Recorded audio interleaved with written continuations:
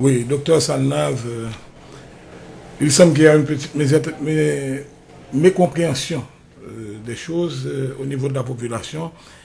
Il y a énormément de blessés et si les premiers jours de nombreux étaient ceux qui étaient venus vous voir, il semble que maintenant, ils ne comprennent toujours pas que l'hôpital du Canapé Vert donne les soins gratuitement. Et c'est pour ça qu'ils ne sont pas là. Est-ce que vous pouvez nous éclairer à ce sujet? Premièrement, je vais vous dire que nous donnons énormément de soins. Nous soignons en moyenne 150 patients par jour.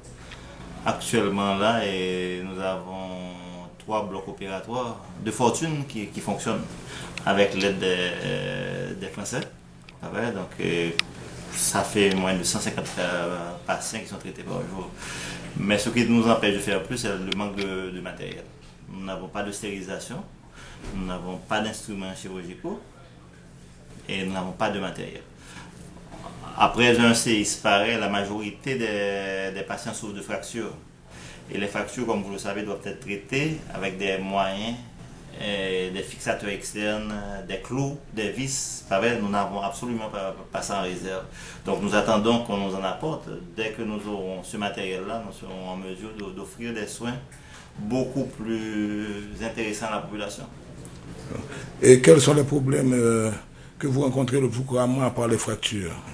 Non, ce sont des plaies très infectées, des gangrènes, des extrémités. Et comme je vous dis, après ce séisme-là, les gens sont passés plus de 48-72 heures avec des débris dans le tissu. Donc, nous devons intervenir très souvent sous anesthésie et pour soulager ces patients. Mais malheureusement, plus le temps passe, plus nous avons affaire à des gangrènes. Et c'est la grande majorité des cas, les gangrènes et les pertes de membres. Les gens perdent leurs jambes, perdent leurs bras pour une question de moyens. Et quels sont les conseils que vous pourriez donner à la population générale, les précautions à prendre, en particulier aux gens qui sont blessés? Et à ce stade-là, vous êtes blessé, rendez-vous dans un centre hospitalier pour que les pansements soient faits de façon journalière. Et si vous avez une fracture, on va vous faire une radio et on pourra, dans un second temps, dès que le matériel sera disponible, s'occuper de vous. Tout ceci est fait gratuitement, pas vrai? Et il suffit d'avoir le matériel. Mais la bonne volonté est là. Nous avons des médecins français, des infirmiers anesthésistes français, nous avons des médecins haïtiens qui sont sur place, qui viennent donner un coup de main.